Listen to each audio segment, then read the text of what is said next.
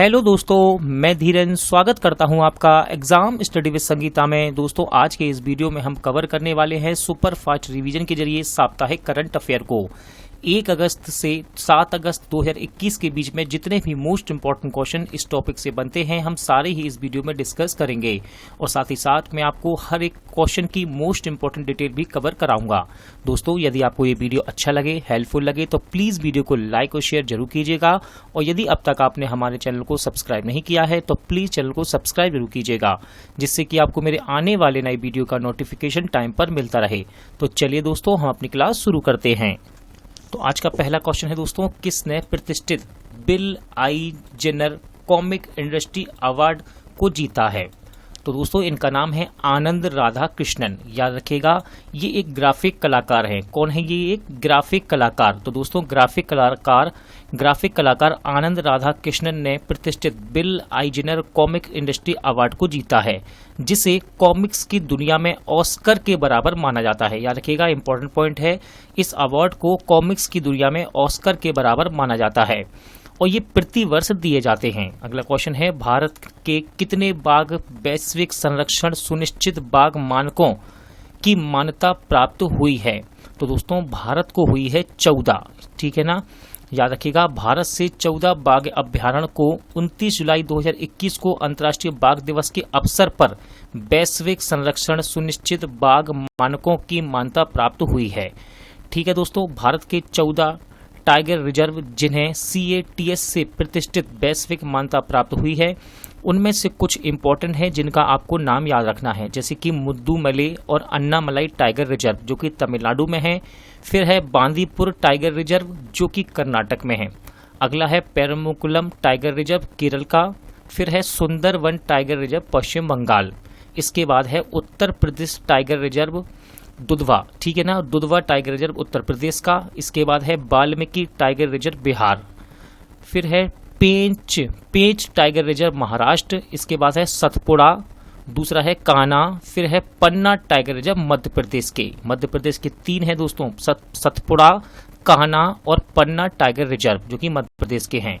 अगला क्वेश्चन है, कौन भारत बिल पे की नई CEO बनी है? तो इनका नाम है नुपुर चतुर्वेदी। दोस्तों, भारत बिल भुगतान प्रणाली ने पेयू और एयरटेल पेमेंट बैंक के पूर्व कार्यकारी नुपुर चतुर्वेदी को अपना नया मुख्य कार्यकारी अधिकारी नियुक्त किया है।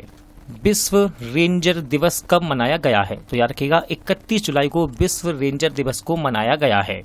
ठीक है दोस्तों, दुनिया की प्राकृतिक और सांस्कृतिक विरासत की रक्षा के लिए रेंजर्स द्वारा किए गए कार्य को जश्न मनाने के लिए इस दिवस को मनाया जाता है। अगला क्वेश्चन है, किस राज्य ने मिशन निर्यातक बनो लॉन्च किया है? राइट आंसर इसका राजस्थान सरकार ने उद्योग विभाग और राजस्थान राज्य औद्योगिक विकास एवं निवेश निगम ने राज्य में इच्छुक निर्यातकों को बढ़ावा देने के लिए मिशन निर्यातक बनो अभियान की शुरुआत की है।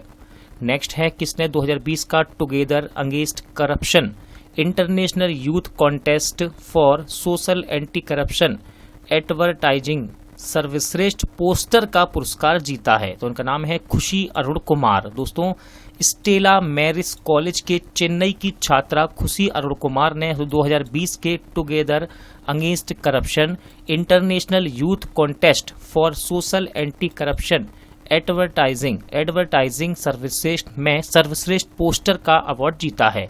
यह प्रतियोगिता ब्रिक्स के ढांचे के भीतर रूस द्वारा आयोजित भ्रष्टाचार विरोधी कार्य समूह की एक पहल है जो हर वर्ष आयोजित की जाती है। अमेरिकी राष्ट्रपति ने किसे अंतर्राष्ट्रीय धार्मिक स्वतंत्रता के लिए एम्बेसडर एट लार्ज के रूप में नामित किया है? तो दोस्तों, इनका नाम है राशिद हुसैन। क्या नाम है इनका? राशिद हुसैन। अमेरिकी राष्ट्रपति जो बाइडेन ने भारतीय अमेरिकी अटॉर्नी राशिद हुसैन को अंतर्राष्ट्रीय धार्मिक स्वतंत्रता के लिए एम्बेसडर एट लार्ज के रूप में नामित किया है। और दोस्तों, ध्यान रखिएगा, एम्बेसडर एट लार्ज के रूप में सेवा करने वाले नामांकित होने वाले ये पहले मुस्लिम भी हैं। किसे पृथ्वी विज्ञान मंत्रालय के सचिव का अतिरिक्त प्रभार दिया गया है? तो उनका नाम है आशुतोष शर्मा। ठीक है दोस्तों, आशुतोष शर्मा। संजय अग्रवाल को नवगठित सहकारिता मंत्रालय के सचिव के पद का अतिरिक्त प्रभार दिया गया है, इसे भी आप याद रखिएगा। अगला क्वेश्चन है, देश ने हेपेटाइटिस सी के लिए विश्व की पहली सस्ती और प्रभावी नई दवा पंजीकृत की है? तो ये देश है मलेशिया। याद रखिएगा, मलेशिया ने हेपेटाइटिस सी के लिए विश्व की पहली सस्ती और प्रभावी नई दवा पंजीकृत की है। शैक्षणिक वर्ष 2020-21 के लिए किस विश्वविद्यालय को डिस्ट्रिक्ट ग्रीन चैंपियन के रूप में मान्यता दी गई है? तो ये है चितकारा विश्वविद्यालय। दोस्तों, शैक्षणिक वर्ष 2020-21 के लिए पटियाला जिले के चितकारा विश्वविद्यालय पटियाला को डिस्ट्रिक्ट ग्रीन चैंपियन के रूप में मान्यता दी गई है। इसे महात्मा गांधी राष्ट्रीय ग्रामीण शिक्षा परिषद द्वारा मान्यता दी गई। यह पुरस्कार उन कॉलेजों को दिया जाता है जिन्होंने अपने परिसर को साफ और स्वच्छ रखने में तथा स्वच्छ भारत की दिशा में प्रगति करने में ये सक्रिय रूप से रहे हैं। इन विद्यालयों को ये पुरस्कार दिया जाता है। मध्य प्रदेश के किस अभ्यारण्य को सर्वश्रेष्ठ प्रबंधन हेतु अर्थ गार्जियन श्रेणी में नेट वेस्ट ग्रुप अर्थ हीरोज का अवार्ड मिला है? तो यह है सतपुड़ा बाघ अभ्यारण्य। दोस्तों, रिजर्व को विश्व धरोहर की संभावित सूची में भी शामिल किया गया है और होशंगाबाद जिले में सतपुड़ा बाघ अभ्यारण्य 2130 वर्ग किलोमीटर क्षेत्र में फैला हुआ है। अगला क्वेश्चन है 2021 का प्रतिष्ठित लोकमान्य तिलक राष्ट्रीय पुरस्कार के लिए किसे चुना गया है? तो ये है दोस्तों साइरस पूनावाला। याद रखिएगा, पुणे स्थित वैक्सीन निर्माता सीरम इंस्टीट्यूट ऑफ इंडिया के अध्यक्ष डॉक्टर साइरस पूनावाला को 2021 के लिए लोकमान्य तिलक राष्ट्रीय पुरस्कार के लिए चुना गया है। दोस्तों, कोविशील्ड वैक्सीन का निर्माण करके उन्हें कोविड-19 महामारी के दौरान उनके द्वारा काम के लिए नामित किया गया है। वे अपना पुरस्कार 13 अगस्त को ग्रहण करेंगे। किसने 9 स्टाफ के उप प्रमुख का कार्यभार संभाल लिया है? तो इनका नाम है एडमिरल SN घोरमड़े। ठीक है दोस्तों, वे 22 एडमिरल जी अशोक कुमार का इन्होंने 22 एडमिरल जी अशोक कुमार को रिप्लेस किया है। PV सिंधु ने टोक्यो ओलंपिक में महिला बैडमिंटन में कौन सा पदक जीता है? तो दोस्तों, भारतीय बैडमिंटन खिलाड़ी PV सिंधु ने टोक्यो ओलंपिक में महिला एकल स्पर्धा में कांस्य पदक जीता है। कौन सा दोस्तों? कांस्य पदक जीता है। किसने नए लेखा महानियंत्रक का कार्यभार संभाला है? तो इनका नाम है दीपक दास। दोस्तों, दीपक दास 1986 बैच के भारतीय सिविल लेखा सेवा अधिकारी हैं और दीपक दास CGA का पद संभालने वाले 25वें अधिकारी बन गए हैं। अगला क्वेश्चन है किसने हंगेरियन ग्रैंड प्रिक्स 2021 का खिताब जीता है? तो उनका नाम है ईस्टेवेन ओकॉन। ईस्टेवेन ओकॉन ने हंगेरियन ग्रैंड प्रिक्स 2021 का खिताब जीता है। दोस्तों, ओकॉन की यह पहली F1 रेस थी। अगला क्वेश्चन है किस देश के ऑलराउंडर इसुरु उदाना ने अंतर्राष्ट्रीय क्रिकेट से संन्यास लिया है? तो दोस्तों, ये है श्रीलंका के ऑलराउंडर क्रिकेटर। नाम याद रखिएगा, इसुरु उदाना। मुस्लिम महिला अधिकार दिवस कब मनाया गया है? सही आंसर है 1 अगस्त को। भारत में मुस्लिम महिला अधिकार दिवस पूरे देश में 1 अगस्त को ट्रिपल तलाक के खिलाफ कानून के अधिनियम का जश्न मनाने के लिए मनाया जाता है। याद रखिएगा, पहला मुस्लिम महिला अधिकार दिवस 2020 में मनाया गया था। उपन्यास इन एन आइडियल वर्ल्ड के लेखक कौन हैं? तो दोस्तों, इस उपन्यास के लेखक हैं कुणाल बासु। याद रखिएगा, कुणाल बासु। किस राज्य ने वनों के संरक्षण के लिए एक नई नीति लाने का निर्णय लिया है? तो सही आंसर है राजस्थान। सरकार ने घर घर औषधि योजना भी शुरू की है, जिसके तहत लोगों को विभिन्न प्रकार के औषधीय पौधे दिए जाएंगे। किस देश के सेना प्रमुख ने खुद को PM यानी कि प्रधानमंत्री नियुक्त किया है? इंपॉर्टेंट क्वेश्चन रहेगा। सही आंसर है म्यांमार। म्यांमार के सैन्य शासक मिन आंग हलिंग, नाम याद रखिएगा, मिन आंग हलिंग ने नवगठित कार्यवाहक सरकार में प्रधानमंत्री की भूमिका ग्रहण की है। दोस्तों, यह सेना द्वारा एक नागरिक सरकार से सत्ता हटाने के 6 महीने बाद हुआ है। उन्होंने 2023 तक चुनाव कराने का संकल्प लिया है।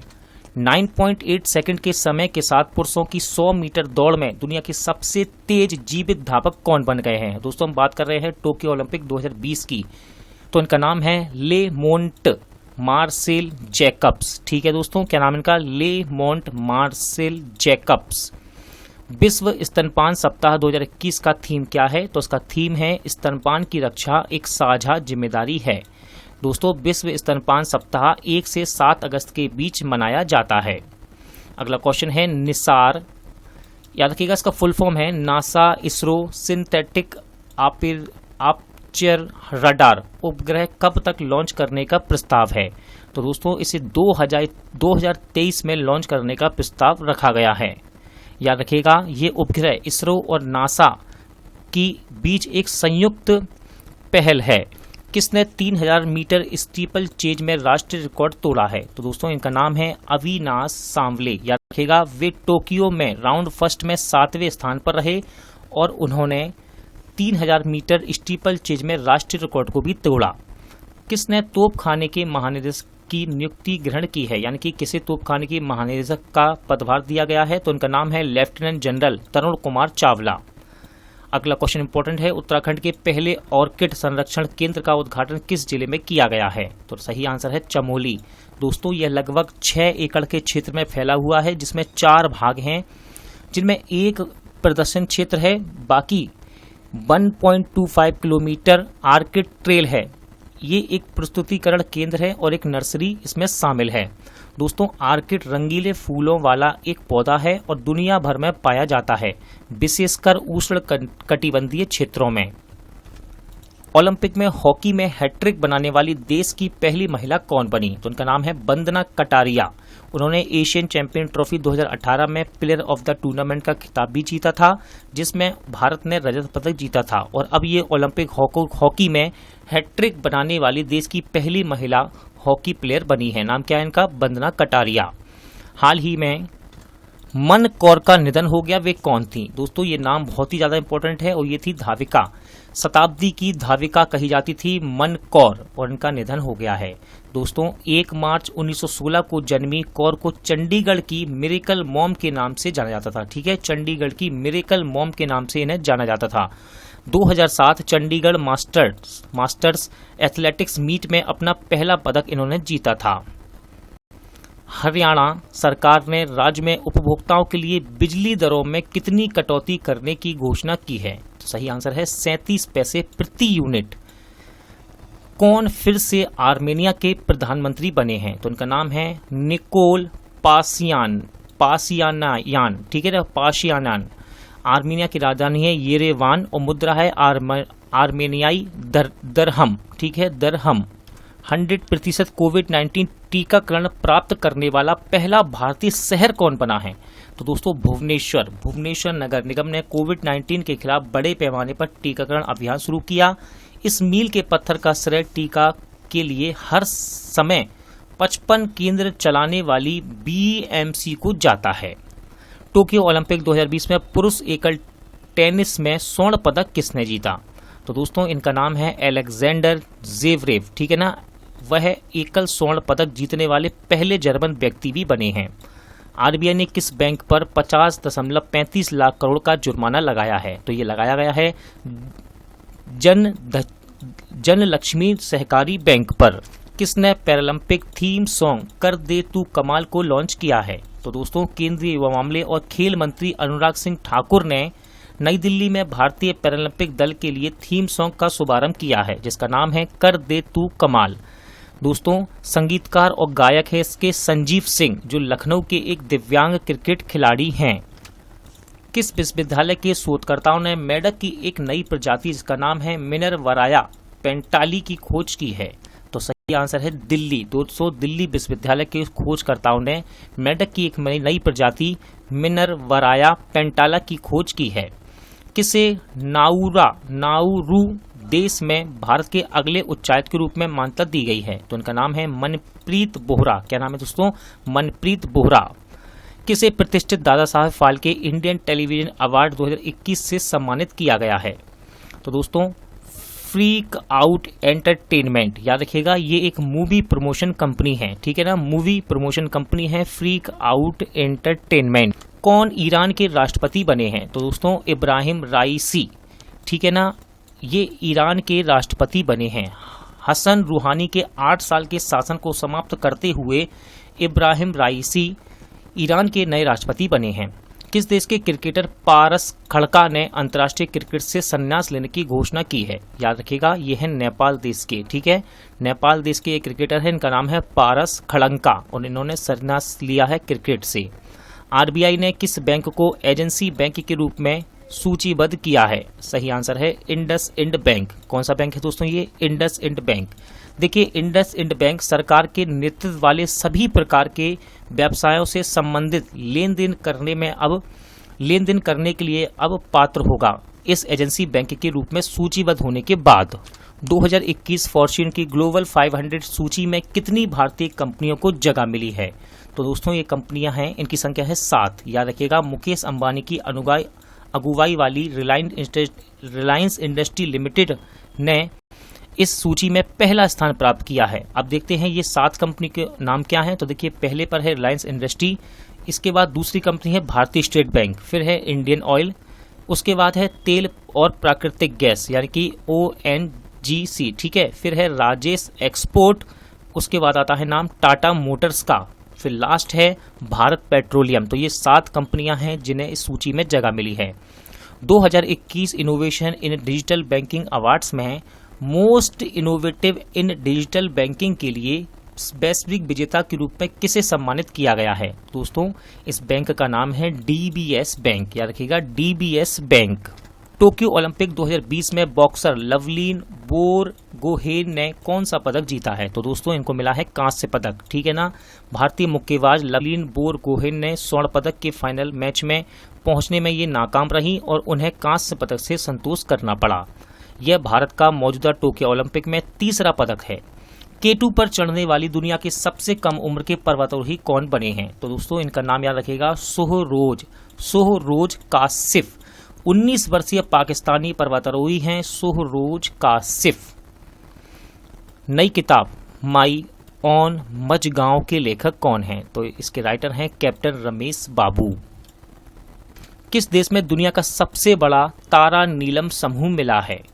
सही आंसर है श्रीलंका। ध्यान से सुनिएगा, श्रीलंका के रत्नापुरा में दुनिया का सबसे बड़ा तारा नीलम समूह मिला है। पत्थर का रंग हल्का नीला होता है। दोस्तों इस पत्थर का रंग हल्का नीला होता है।